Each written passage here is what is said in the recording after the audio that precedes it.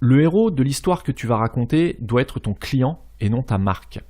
Alors j'ai abordé cette notion très importante la semaine dernière lors du premier épisode de la série, et on va voir aujourd'hui comment ce principe peut bouleverser la façon dont l'histoire que tu vas raconter peut totalement changer la vision que tes prospects vont avoir de ton service ou de tes produits. Au début de chaque histoire, on est face au fait que le héros doit accomplir quelque chose.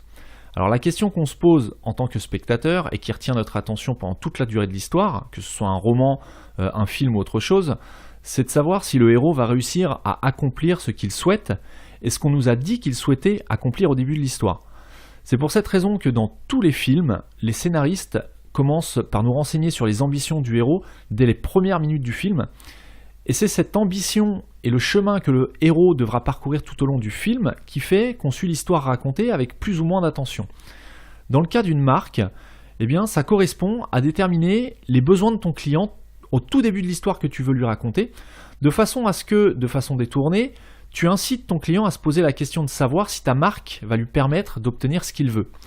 À partir du moment où tu auras réussi à ce qu'il se pose lui-même cette question, tu peux considérer que tu auras capté son attention et que tu l'as en quelque sorte happé dans ton scénario, mais à ce stade-là, quand tu en es à ce stade, il est encore loin de te faire confiance et d'acheter ton produit, mais tu as au moins capté son attention et surtout son intérêt, et c'est ce qu'on va voir tout au long de cet épisode. Ton argumentaire, il doit définir d'une façon qui soit la plus précise possible ce que cherche ton prospect. Ton objectif, ça va être que ton prospect considère ta marque comme un guide qui soit fiable et digne de confiance. Si tu arrives à ce qu'il te considère comme fiable et digne de confiance, alors lui-même sera plus à même de te faire confiance